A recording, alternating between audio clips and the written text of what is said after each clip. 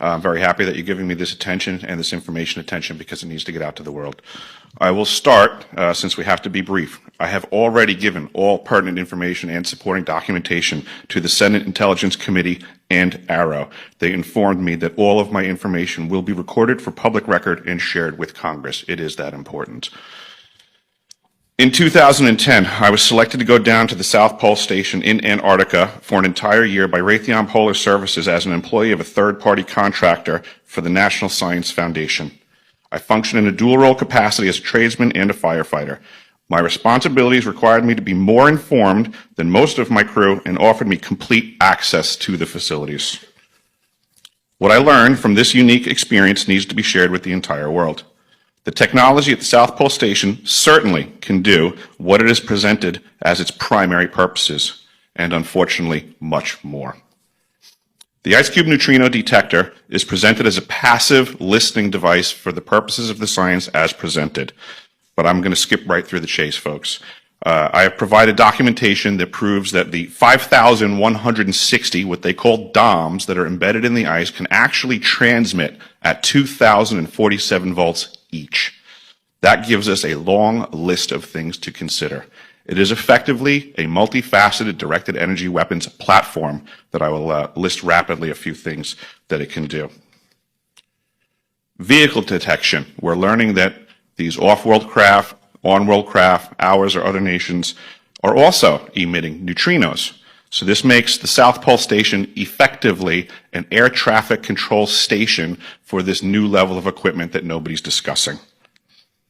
In addition to the ability to detect neutrinos and the exotic vehicles, I have provided documentation that shows that this is also a system for faster than light communications. In the past, Gary McKinnon has hacked NASA, found the off-world fleet, the list of captains, and it's apparent that if we have faster-than-light vehicles moving throughout this system, we're going to need faster-than-light communications. This is that facility. Unfortunately, I have other bad news. The season that I was there, 2010 to 2011, we converted from construction to operations and maintenance in both the elevated station and the detector array. Unfortunately, when they first fired it up, that was when we had the earthquakes in Christchurch, New Zealand. There was 2 incidental shots before they were able to target it correctly. This is an earthquake generating device as well. This is the weapons of war that we have to deal with now and what Raytheon's hiding. There's an ELF system at the South Pole Station that when I arrived, I was told it was off, dismantled, and completely defunct. In my work, I will rapidly just tell you, I had to figure out the circuitry for certain other repairs, and I found that this system is in fact completely energized, up and running, and being utilized with the other systems for nefarious purposes as well. The Atmospheric Research Observatory is in what we call the clean air sector. I witnessed myself a very powerful green laser shooting out of the top of this facility into the cosmos. This, I believe, is a secondary form of long-range communications and or a defense system. I am not saying that we need to be scared of anything that's out there, but please understand the military-industrial complex is happy to invest all of your money in alleviating their fears. A question of power comes into play for all of these facilities that are present.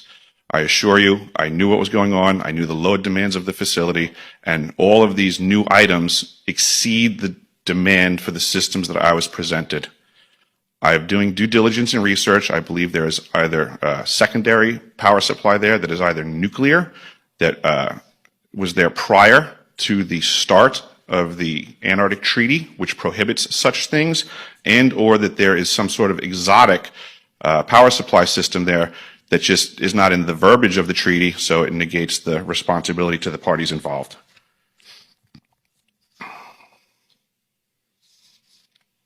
I think that pretty much covers it for time.